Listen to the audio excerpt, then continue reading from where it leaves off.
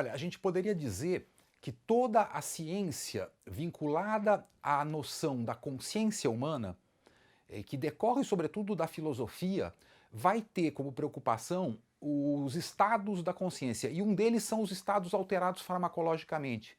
Então, desde Kant, por exemplo, na antropologia de Kant, ele vai discutir a questão dos efeitos das drogas e tal.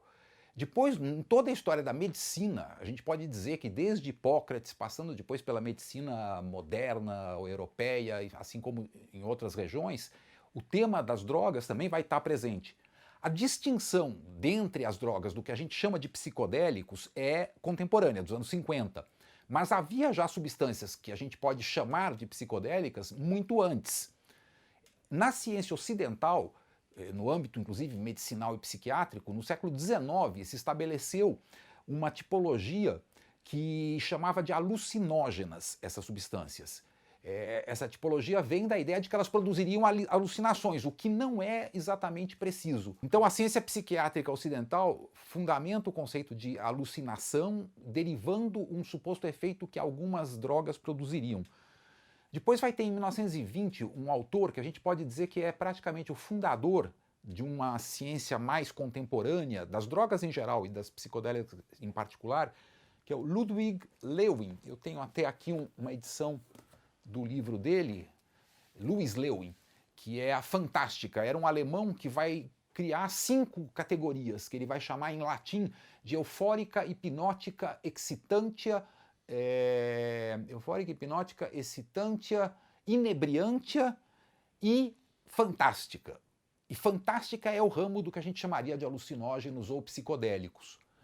Ele estudou, inclusive a própria ayahuasca, estudou drogas como a cava-cava, estudou o peyote, o cacto peyote.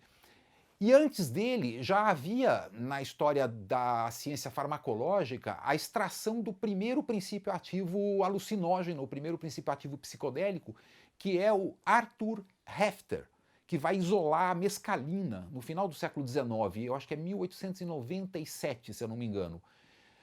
Mas ele chamava de alucinógeno e depois vai ter toda uma série de estudos dos alemães nos anos 30 que vão trabalhar com essa ideia de que é uma substância essencialmente visionária, que produz um efeito óptico de produção de imagens caleidoscópicas que eles vão tentar categorizar em estruturas fixas e tal.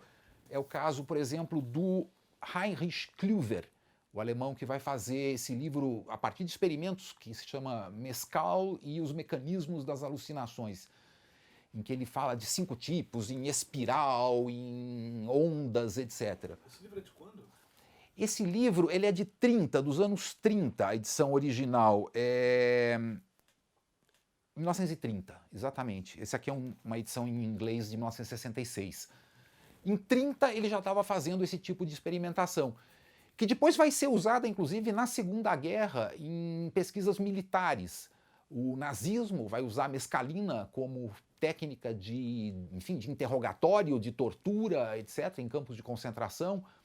Aí o fim da guerra leva a que os Estados Unidos recrutem o Hubert Strughold, que era um dos maiores especialistas nessas substâncias no programa de pesquisa alemão, e ele é levado pela CIA para trabalhar no projeto MK-Ultra, que a partir do início dos anos 50 vai estudar todos os psicodélicos como possíveis armas de guerra, ou no mínimo como armas de lavagem cerebral, como se dizia naquela época, né? E então a gente pode dizer que há uma ciência psicodélica associada à psiquiatria e depois aos militares. A ciência psicodélica, digamos assim, não vinculada a esses domínios, ela surge no final dos anos 50, quando começa a haver um enfoque mais estético, digamos assim, ou até hedonista, a ideia até de uma ciência do prazer ou de uma ciência das impressões sensoriais e estéticas, e finalmente um enfoque que vai buscar uma ideia filosófica inspirada em grande parte nas religiões orientais, no budismo em particular, que associa figuras como Alan Watts e tal, que eram um iniciado no budismo, com pesquisas psicodélicas. a famosa experimentação da Sexta-feira Santa, em que se dá, enfim, eu não me lembro se foi LSD ou psilocibina, para um grupo de seminaristas em plena igreja na Sexta-feira Santa, e todos têm experiências místicas e tal. Daí começa a surgir o campo do que mais tarde se chamará de enteógenos, que é algo dos anos 70, um novo neologismo dos anos 70. Nos anos 50, a palavra psicodélico surge com o psiquiatra Humphrey Osmond, que era um britânico radicado no Canadá, em Saskatchewan, e o escritor inglês Aldous Huxley. E ambos vão, depois de uma série de opções, se fixar na palavra psicodélico, o que faz com que o Huxley seja talvez o maior divulgador popular desse novo conceito de uma fronteira epistemológica do conhecimento sobre si mesmo, quer dizer, sobre a consciência humana e sobre os fármacos que se associam aos processos, enfim, de consciência. O LSD é uma substância que foi assim, encontrada acidentalmente numa pesquisa em 1938, e 5 anos depois, em 43, ela teve a sua primeira experimentação com o famoso cientista da empresa suíça Sandoz, que era o Albert Hofmann. E o Hofmann, enfim, teve uma primeira experiência sem saber o que ele tinha tomado, depois ele repete voluntariamente. Aí nasce todo um ramo científico que é, digamos assim, de uma importância enorme para um conjunto de campos científicos. Um deles, que talvez seja até um dos mais importantes, é o campo da neurociência, porque é a partir da invenção do LSD que se descobre a função neurotransmissora da serotonina, que é uma molécula análoga ao LSD. E há várias outras, a psilocibina também e tal. E há, inclusive, uma espécie de forma endógena dessas substâncias, o 5-HT. Então há um desenvolvimento enorme do campo dos estudos de neurociência sobre neurotransmissores derivado dessas pesquisas. Assim como também as endorfinas são derivadas da ideia de uma morfina endógena e tal. E hoje em dia um dos campos mais avançados é o dos endocannabinoides, que é o papel dos canabinoides em relação às funções já, digamos assim, próprias do metabolismo humano que contam com essa substância endógena. Né? Maconha interna, né? Claro. O endocannabinoide, assim como é a endorfina, e nesse sentido tem todas essas substâncias associadas à serotonina, até mesmo a própria DMT, que são produtos endógenos do organismo, não só humano, como de outros animais. Então esse é um campo científico muito importante e que é, no estado da arte, na ciência mais de ponta do ponto de vista da neurociência. Agora tem um outro campo que é associado à psicologia, ao que significa na psicologia humana essas substâncias. E isso vai ocorrer no Departamento de Psicologia de Harvard, onde surge todo um grupo. Tem inclusive um outro livro que chama isso de o Clube Psicodélico de Harvard, né, de Harvard Psychedelic Club, e que vai envolver a figura do Timothy Leary, do Richard Alpert, que depois vira Baba Ram Dass, e do Andrew Weil, que é um médico, depois se radica no Arizona e que vai ser um dos grandes divulgadores também desse tema. O Timothy Leary todo mundo mais ou menos conhece, é o profeta do LSD, o apóstolo do LSD, cria uma igreja efetivamente vinculada à ideia da sigla ser, como é que era? LSD era League of Spiritual Development. E essa pesquisa vai levar a uma série de aplicações práticas. Ele trabalha com alcoolistas e vão conseguir uma enorme taxa de recuperação usando experiências com LSD associadas à psicoterapia. Vão utilizar com delinquentes juvenis que buscam aí depois uma reintegração social, pessoas que eram muito, digamos assim, marginais e que o LSD... Detentos também, né? Quem? Com detentos também. Detentos também. Bom, ele inclusive vai depois criar a classificação psicológica para você selecionar os detentos num presídio, o que ele supostamente diz que o ajudou a escapar da prisão quando ele é preso. Mas enfim, esse movimento psicodélico associado ao Timothy Leary deixa de ser estritamente um campo científico e passa a ser um campo político de proselitismo, de até mesmo apologia dessas substâncias, o que o leva à prisão, e isso cria milhares de usuários novos que vão ter diferentes approaches assim, para a substância, desde o mais religioso ligado à meditação, à experiência do êxtase, do Satori, do Samadhi, até a um uso político, no sentido de fazer disso uma crítica da sociedade tabagista, alcoolista e militarista que fazia naquele momento a Guerra do Vietnã, etc.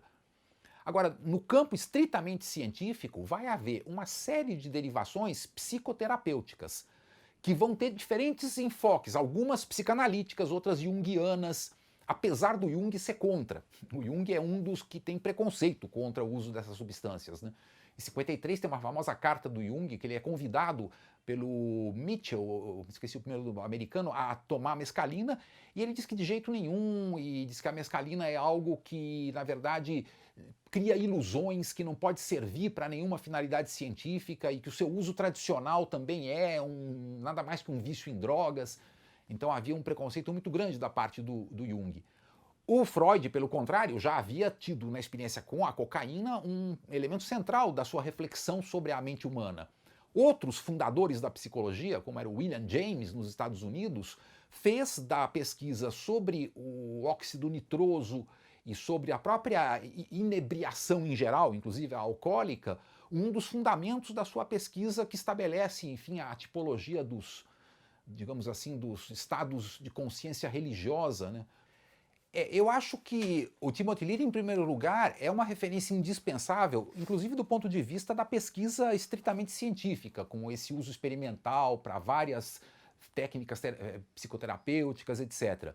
E depois eu acho que ele tem um enorme mérito, que é de ter politizado o debate sobre o uso de drogas, mostrando que as drogas eram um instrumento de controle político, de controle, enfim, moral, e que havia um dispositivo no Ocidente que legalizava o álcool, o tabaco e proibia substâncias associadas a povos, enfim, tradicionais, como era o peiote dos mexicanos, a própria maconha e o uso psicodélicos. Nisso ele tem, enfim, um mérito enorme. E eu divirjo de uma visão muito de cientistas convencionais que acham, não, era melhor que tivesse ficado tudo ali só na mão da ciência tradicional. O problema é que o uso dos psicodélicos não é uma prerrogativa exclusiva da ciência. É a mesma coisa que você dizer, não pode se desenvolver a pesquisa sobre as substâncias excitantes ou sobre as substâncias sedativas. Todas elas são patrimônios da espécie humana para a sua arte de viver. Para, enfim, cada um ter o direito de escolher como que ele vai querer suportar as dores da existência ou aumentar os seus prazeres. E nisso o Leary teve uma contribuição enorme, que foi de todo esse movimento psicodélico daquela época. Agora, se ele foi excessivo nisso, aí eu também acho que sim. Ele também teve aspectos que se tornaram quase que irresponsáveis, a gente podia dizer, de um ponto de vista contemporâneo, mas que não pode ser debitado a ele, que é a ideia de que basta distribuir o LSD para qualquer pessoa, que é uma espécie de hóstia sagrada, uma conversão pela prova, pelo experimento. E mais do que ele, até o Ken Kesey, que fazia os Electric Cool Acid Test, o Electric Cool Aid Acid Test, era o maior proselitista de distribuição em massa, em festivais e tal. E isso causou, muitas vezes, surtos, pessoas que não estavam preparadas, que nem sabiam direito o que era aquilo e que tomavam assim. Mas aí é um pouco a associação do movimento hippie com LSD e outras substâncias enfim, inexorável, é impossível de você falar de um sem falar do outro. Mas não se pode atribuir isso exclusivamente ao Timothy Leary. O Leary, de certa forma, foi vítima depois da intolerância de um regime tanto acadêmico, que acabou por excluí-lo da universidade, como do regime político-jurídico que o processou e o prendeu e o aprisionou. E, nesse sentido, ele é uma espécie de mártir inicial da causa da liberdade, enfim, de autoprogramação psíquica. Porque a ideia de que o direito ao uso dos alucinógenos ou psicodélicos ou excitantes, etc., é associado até mesmo à liberdade religiosa, porque são substâncias que produzem êxtase, muitas dessas. Mas, enfim, o Leary ele depois se tornou muito mais um ativista político do que um pesquisador. Então ele saiu do campo científico, ele se tornou meramente um agitador do assunto. A primeira experiência com psilocibina é 61, se eu não me engano. Já logo 2 anos depois, eu acho, ele é excluído de Harvard, porque ele começou a fazer experimentação com os alunos, além da experimentação com os objetos de estudo. Mas isso partia de um enfoque também que era revolucionário na psiquiatria, a qual o próprio, enfim, criador do novo vocábulo, que é o Humphrey Osmond, tinha proposto, que era de que não se pode estudar psicologia em geral e mais ainda psiquiatria sem tomar essas substâncias. Que a experimentação é um dever, é uma espécie assim de condição deontológica para o exercício dessa profissão. E isso escandaliza o establishment psiquiátrico britânico. Essa proposta não era nova. O primeiro pesquisador dos efeitos da cannabis, que era o grande médico francês Moreau de Tours, já partia desse pressuposto, que também estava presente entre os que desenvolveram a pesquisa com a mescalina, o próprio Arthur Heffter, estava presente com o Freud, estava presente com William James. Todos os fundadores da psicologia sabiam que é um tipo de objeto de estudo, digamos assim, a consciência humana alterada por fármacos, que não pode ser conhecida de terceira mão. Então a experimentação direta é indispensável do próprio pesquisador, o que vai fazer com que a psiquiatria se sinta um pouco, digamos, desafiada, de dizer, não, nós conhecemos pela literatura, pelo olhar clínico, mas não conhecemos subjetivamente, de primeira mão. E o Humphrey Osmond subverte esse conceito de uma psiquiatria, enfim, que não torna o psiquiatra um próprio campo de experimentação também, né? E aí ele, inclusive, vai para o Canadá por causa da quase exclusão que ele tem do establishment britânico e se radica lá onde ele vai desenvolver uma pesquisa que, junto com o Aldous Huxley, cria o próprio termo psicodélico. Agora, o Huxley, que era um escritor aristocrático, enfim, tanto num sentido de ser de uma tradição inglesa muito tradicional, como de ser uma figura da elite intelectual e tal, um dos maiores escritores do século XX, ele vai se opor ao Leary, vai criticar veementemente, dizendo que o Leary estava, como dizia o Manifesto Surrealista, distribuindo o pão sagrado aos passarinhos. Enfim, que ele estava fazendo um uso desordenado, completamente desmedido, dando para qualquer um, e que isso não era o melhor critério, né? Psico é espírito, é a mente. E délico é aquilo que manifesta, aquilo que expressa. É do grego. Do grego. Veja que a forma como eles usam é psychedelic, o que é diferente do psycho, que foi associado a psychopathology, a psychotic, a psychokiller. Então, no português de Portugal, a tradução é a mais correta, é psicadélico. E no Brasil a gente traduziu psicodélico. Mas no inglês eles faziam questão de não associar com psycho. Então é psychedelic. Sobre essa história? A ayahuasca é uma das plantas, enfim, de conhecimento mais recente.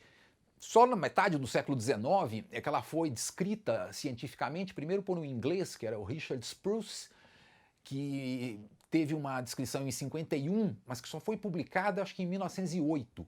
E teve um equatoriano, que é o Villavicencio, que vai em 1858 publicar um artigo sobre o uso tradicional dessa planta. Depois, ela veio a ser pesquisada pelo Richard Evans Schultz, que é talvez o pai da etnobotânica, um etnobotânico assim mais emérito depois em Harvard, que vai desenvolver estudos e que tem um famoso livro junto com Albert Hofmann, As Plantas dos Deuses, né, e tal.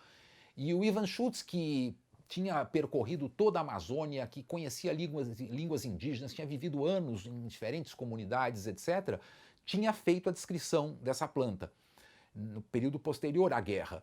Então, no Brasil, esse cara aqui, ó, Oswaldo Gonçalves de Lima. Oswaldo Gonçalves de Lima é um pernambucano que, já falecido, é claro, ele, inclusive, eu acho que ele morreu nos anos 60, eu não tenho aqui, depois eu te localizo, e que era, nos anos 30, 40, um dos maiores pesquisadores da zimologia, em particular da etnozimologia, que é o estudo comparado das fermentações. Então ele vai estudar as fermentações tradicionais da mandioca, do milho, que são as bebidas dos indígenas brasileiros. É o caso do cauim, do caxiri, da caiçuma e de uma série de outras, cada região, enfim, tem a sua. Aqui ele estuda nesse livro o pulque, que é o fermentado mexicano, que vai dar depois a tequila, bauché, que era o dos maias da Guatemala e tal, e pajauaru, que era um brasileiro da região do Rio Negro. Ele vai tocar na ayahuasca, mas acima de tudo ele vai estudar a Jurema. Ele é o primeiro que vai estudar cientificamente a Jurema e inclusive vai extrair um extrato de Jurema que ele vai chamar de nigerina, mas que não era o princípio ativo, era simplesmente um extrato, etc. Então, em alguma medida, podia dizer que ele foi o primeiro a descobrir a DMT. Mas ele descobriu sem, enfim, fazer exatamente a identificação bioquímica precisa. O que ele fez foi mais extrair esse extrato da Jurema. E ele fez todo um estudo porque a Jurema é o grande alucinógeno de uma tradição brasileira não amazônica, da tradição do Cerrado, da tradição até da Caatinga. A Jurema, eu não sei agora exatamente de cabeça qual é a fronteira assim ecológica, mas ela ocorre sobretudo em Pernambuco, no Agreste, mais do que na Caatinga, ela é do Agreste. E é a planta que os Pancararu e outras comunidades vão ter como bebida sagrada e que o José de Alencar, no livro Iracema, transforma na planta mais importante da cultura indígena do ponto de vista, enfim, enteogênico, porque é o elixir do pajé. É a bebida que o pajé dava aos guerreiros para que eles sonhassem. E que a filha trai a comunidade dando essa bebida para os brancos, para o seu amante Martim, com quem ela tem o primeiro filho mestiço, que é Moacir, o filho da dor. Então a Jurema se insere na narrativa romântica indigenista do século XIX no Brasil quase como uma espécie de néctar, assim. Isso vai levar a que a Jurema tenha uma série de desenvolvimentos na religiosidade brasileira, vira uma entidade da Umbanda, a Cabocla Jurema, etc. E ele fez esses estudos todos sobre a Jurema. Então eu diria que o Oswaldo Gonçalves de Lima, ao estudar os fermentados e ao estudar o vinho de Jurema, vai ser o primeiro, digamos assim, cientista psicodélico brasileiro. Depois tem um conjunto de psiquiatras e psicanalistas que a partir dos anos 50, sobretudo depois nos 60 também, no início dos 60, vão receber LSD da Sandoz como amostras grátis e vão utilizar isso em diferentes pacientes e em si mesmos. O caso que o Júlio Delmanto, no livro A História Social do LSD, analisa, agora me escapa o nome, era um professor da USP que foi o primeiro a publicar uma tese sobre o assunto. E depois tem uma série de artigos e tal. Mas isso é num ramo psiquiátrico ainda usando com pacientes psiquiátricos, embora às vezes o próprio médico também experimentasse. Nos anos 60 surgem os psicanalistas. E aí há um enorme desenvolvimento, em parte sob influência internacional, porque na Argentina, por exemplo, a psicanálise argentina tem uma enorme importância o uso que se faz do LSD. Como é que ele se chama? Fontana, Alberto Fontana, que vai fazer, enfim, um estudo com milhares de pacientes na Argentina, muito mais do que aqui, inclusive. Mas aqui vai ter um desenvolvimento no Rio de Janeiro a partir de uma série de artistas que o Fauzi Arap registra, né, no seu livro Mare Nostrum e que envolvem até a Clarice Lispector, que envolvem vários, enfim, artistas intelectuais, escritores. O Paulo Mendes Campos é um dos mais importantes, que vai publicar talvez os primeiros estudos sobre o tema no Brasil. Tem depois um médico que vai tornar público esse campo, digamos assim, de experimentação, que é o Jamil Al-Mansur Haddad, que no Pasquim publica uma coluna sobre psicodélicos. O famoso Pasquim, enfim, que surge no final dos anos 60 como o principal jornal de oposição à ditadura e de desenvolvimento assim, vanguardista enfim, das artes gráficas, dos comics, etc. E o Jamil, ele era um pesquisador também que se associava a toda essa tradição que via nos psicodélicos não apenas remédios para uso psiquiátrico, mas substâncias com enorme interesse para qualquer indivíduo, enfim, interessado na reflexão filosófica, reflexão religiosa, na reflexão sobre si mesmo, e que via nessas substâncias digamos, uma alavanca, um instrumento importantíssimo, acima de tudo, para cumprir aquela divisa que funda a filosofia grega, que era o conhece-te a ti mesmo. Né? O renascimento psicodélico, eu acho que ele está, em grande parte, associado, por um lado, à recuperação das substâncias que tinham princípios ativos, estáveis, com dosagem precisa, etc., LSD, psilocibina, DMT, e que podem ser usados em condições, enfim, experimentais, de forma precisa, inclusive para neurociência e tal. Então, a ciência psicodélica no Brasil, ela tem toda essa vertente biomédica, farmacológica, etc., mas ela tem uma outra, que é, obviamente, a primeira vinculada a substâncias com princípios ativos exatos, dosados e tal. E depois tem uma segunda vertente, muito associada aos usos tradicionais. Porque o Brasil, não só o Brasil, digamos assim, o contexto amazônico, o contexto ameríndio, é o mais rico em saber tradicional sobre essas substâncias. Não há continente no mundo mais rico de substâncias e de conhecimentos tradicionais sobre esses usos do que o mundo ameríndio, enfim, tradicional. E aí a antropologia vai ter um papel de ponta. Vão ser os estudos sobre a ayahuasca e depois sobre as religiões caboclas, as religiões sincréticas, mestiçadas, que se constituem em troncos muito importantes para chegar naquilo que a gente conhece como Santo Daime hoje em dia. Mas que, como você sabe, né, originam-se de religiões fundadas no ciclo da borracha, na Amazônia, a Barquinha, enfim, o Alto Santo, depois a própria Colônia 5000, que vai derivar no Santo Daime, e a UDV. Então, esses troncos religiosos todos vão ser um fenômeno singular, porque é praticamente o único país, certamente um único, enfim, de um âmbito mais organizado, que tem uma religião em torno do uso ritualístico de uma substância psicodélica. O único elemento, enfim, paralelo seria o culto do peyote nos Estados Unidos, que foi legalizado, mas lá ele é restrito apenas às pessoas que tenham ascendência indígena. E a legalização do Santo Daime no Brasil permite a qualquer cidadão ter a liberdade religiosa de experimentar essa substância. Né? Agora virou uma coisa muito complexa, que é a especialidade da nossa amiga Bia Labate, que é o neo-ayahuasquerismo, porque o uso, enfim, das religiões tradicionais já é uma releitura, digamos, do uso indígena tradicional. Há, inclusive, um autor, o Peter Guy, como é o sobrenome dele? Agora me escapa, mas que tem a tese de que a destruição dos indígenas vai levar a que a palavra quechua, ayahuasca, passe a designar de uma forma mais abrangente na Amazônia algo que antes era ligado basicamente a cada uma das tribos, Nishipai, Iagê, etc. E a ayahuasca é um termo que se associa à ideia da cura. Por quê? Porque os indígenas estavam assolados por doenças, por morte causada pelo contágio de doenças que os brancos trouxeram, ou pelo extermínio da violência direta da colonização. Então a tradição ayahuasqueira já não seria uma tradição indígena, já seria uma readaptação associada à cristianização.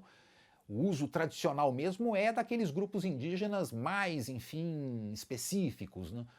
E depois vem a fusão com o cristianismo e hoje em dia uma fusão com todos os, digamos assim, com todas as matrizes religiosas possíveis. Do mundo afro-brasileiro, o Umbandaime, até passando pelo budismo, pelo judaísmo, pelo hinduísmo. Então você pode encontrar a ayahuasca hoje hibridizada. Né? Eu queria saber se você tem, se você pode falar um pouco sobre o estrago do Bolsonaro, do governo Bolsonaro, para a ciência psicodélica no Brasil. Com certeza esse estrago é maior do que em quase todos os demais campos. Talvez o campo da própria ciência ambiental seja o pior, né? O âmbito ambiental é o que... Mas ela um pouco se associa também à ciência psicodélica, porque no Brasil a ciência psicodélica é o estudo antropológico e etnofarmacológico dos usos tradicionais, das substâncias conhecidas e de outras até por virem a ser conhecidas. A gente sabe que é o maior acervo da indústria, enfim, da indústria farmacêutica em geral, o saber tradicional, seja para remédios, enfim, ligados a processos psicológicos, seja remédios puramente fisiológicos.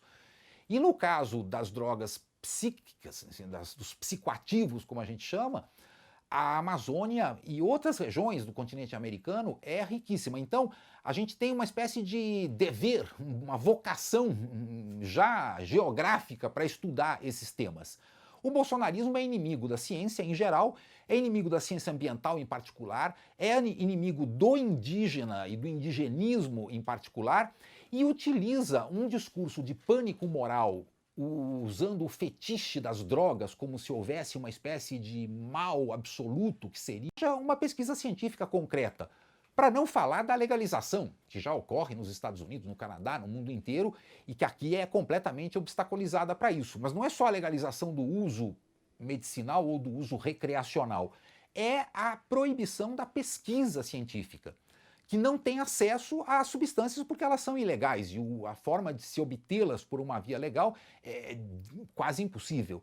Então, hoje no mundo, onde há uma espécie de vanguarda do conhecimento no campo neurocientífico, no campo farmacológico e até no campo, enfim, psicológico ou antropológico dessas substâncias, aqui nós estamos na retaguarda.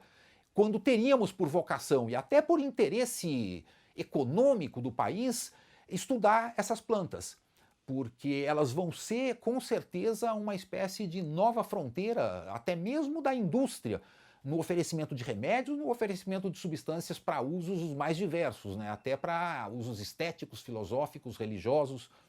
E o Brasil ficou na contramão desse processo. Não, o que a gente sabe é que o corte no investimento em ciência no Brasil foi brutal, em todos os campos, em particular. No campo das ciências vinculadas às humanidades, às ciências humanas, ou no campo das ciências digamos, ambientais ou das ciências sociais que tem a ver com a questão da Amazônia, também foi maior ainda.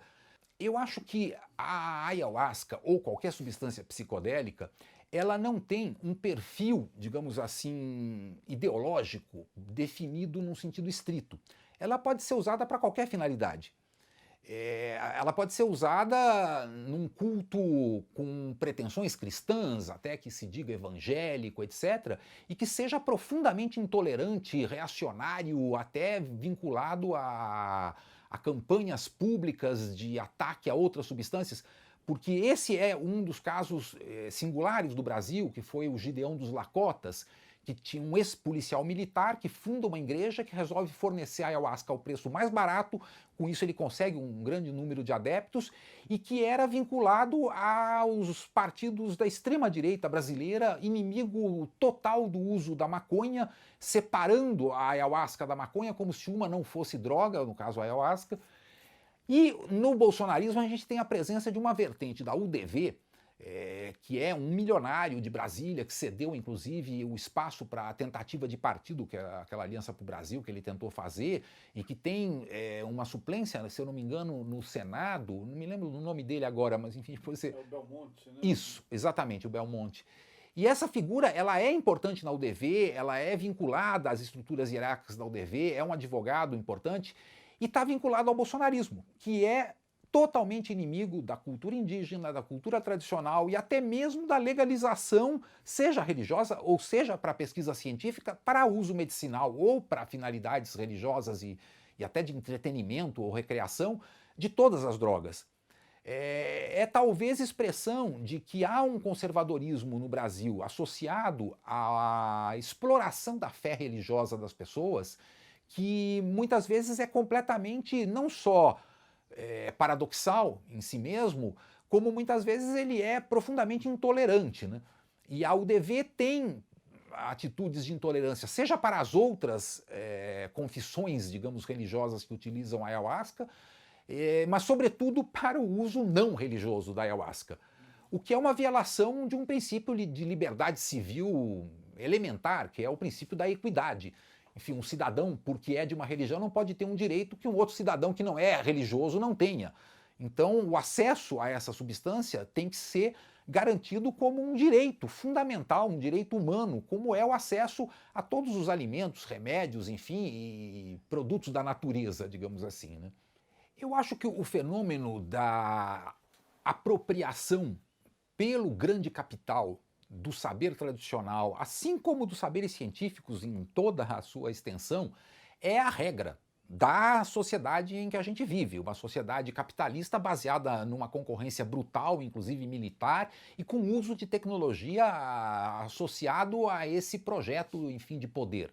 Tanto que a gente viu que uma parte da ciência psicodélica é a ciência militar, que foi em busca de formas de controle, dominação, de lavagem cerebral, etc. Então eu diria que toda a indústria, quando ela se apropria de algum produto que seja uma necessidade básica, ela passa a ter um papel antissocial. Ela passa a ter um papel de querer explorar esse produto para a obtenção do máximo lucro, sem qualquer consideração efetiva pela necessidade, enfim, mais coletiva dos seres humanos. Com a maconha vem ocorrendo isso. O problema que ocorre com essas plantas é que, em primeiro lugar, elas são de difícil obtenção de patente, porque já foram princípios ativos descobertos há muito tempo, então eles teriam que sofisticar, teriam que colocar outros elementos, fazer pequenas mudanças moleculares, que é o que eles vêm tentando fazer, para poder aí ter um elemento de monopólio e de registro comercial desse produto. O outro elemento que impede uma exploração comercial muito a fundo é o fato de que não são drogas viciantes. Então os psicodélicos não levam à repetição da experiência a curto prazo. Às vezes até são meses, você vai tomar, digamos, uma vez por ano. E o que a indústria está interessada são em drogas de uso contínuo, que você tem que usar todo dia, até mais de uma vez por dia. Nisso a nicotina, por exemplo, é invencível, porque é a droga que mais exige dosagem contínua. Mesmo o álcool também nesse sentido, você pode até se tornar dependente, né? Agora, vai haver com certeza um enorme mercado. Eu acho que o movimento cultural, científico, o movimento até social, até do antiproibicionismo, do movimento psicodélico, eles têm que tentar criar mecanismos que impeçam essa apropriação comercial, mercantilista, industrial. Em que sentido? Em primeiro lugar, defendendo todas as formas de saber tradicional e todas as formas de autoprodução, ou seja, de cultivo. São plantas, então elas podem perfeitamente ser obtidas numa forma direta pelo consumidor. Não é preciso que venha o produto da indústria. O produto da indústria, inclusive, tende a ser, às vezes, o princípio ativo puro, o que é bom, porque é preciso ter também o princípio ativo puro. Mas existe um efeito que se chama de efeito comitiva, que faz com que a planta, com os seus múltiplos princípios ativos, tenha um efeito que é muito mais integral. Uma coisa é fumar a maconha que tem a combinação do CBD e do THC, outra coisa é ingerir um óleo ou alguma substância que tenha só o CBD. O THC é necessário, muitas vezes, para o CBD ter o seu efeito também. Da mesma forma, os psicodélicos. Eu acho que vai haver um horizonte enorme da indústria para tentar produzir novas moléculas. Moléculas designer drugs, né? Designed drugs, que seriam, enfim, as substâncias que eles poderiam patentear. E eu espero que a gente consiga garantir que o acesso às plantas diretamente e aos seus princípios ativos puros seja considerado algo tão indispensável como o acesso aos alimentos. E todas as formas de monopólio, de oligopólio, de tentativa de fazer do alimento uma fonte, enfim, exclusiva de lucro, sejam combatidas. Porque tanto os alimentos como os remédios são, na verdade, substâncias, digamos, de interesse coletivo, de interesse social. Eu acho que, em última instância, deveria haver a garantia do Estado para o fornecimento dessas plantas, dessas substâncias, desses alimentos e desses remédios para todos os que tenham necessidade, a custos, enfim, os menores possíveis e com critérios de segurança, inclusive com acesso restrito a adultos, a pessoas que sejam bem informadas, porque muitas dessas substâncias não podem ser tomadas sem uma espécie de instrução adequada. Isso, inclusive, cria todo um ramo profissional do guia psicodélico, que certamente vai ser uma profissão no futuro, como é hoje, enfim, um psicólogo que assessora casais, que assessora adolescentes, que assessora o estresse profissional, vai haver um psicólogo especialista em guiar o contato com essas substâncias. Então, nesse campo, eu acho que a gente pode resistir a um uso industrial que também tende a ser, como da indústria do tabaco e do álcool, fomentadora da, digamos assim, da utilização excessiva, da utilização abusiva, indevida. E é uma cultura que, acima de tudo, a gente tem que desenvolver, que seja a cultura psicodélica, tanto a tradicional indígena, como a cultura popular, juvenil, religiosa, filosófica, etc., que vão criar parâmetros, até ritualísticos, parâmetros sociais desse uso. Em parte, isso já se faz, por exemplo, no ambiente festivo, que tem também uma série de elementos que precisam se acoplar, por exemplo, à testagem da substância, para que não haja mais a ingestão de qualquer coisa que ninguém sabe o que é. Então, a exigência de uma testagem e de um produto que você possa identificar a composição e a dose exata é outra regra indispensável de uso, seja num ambiente festivo, muito mais se for para um uso controlado, psicológico, experimental, etc., né?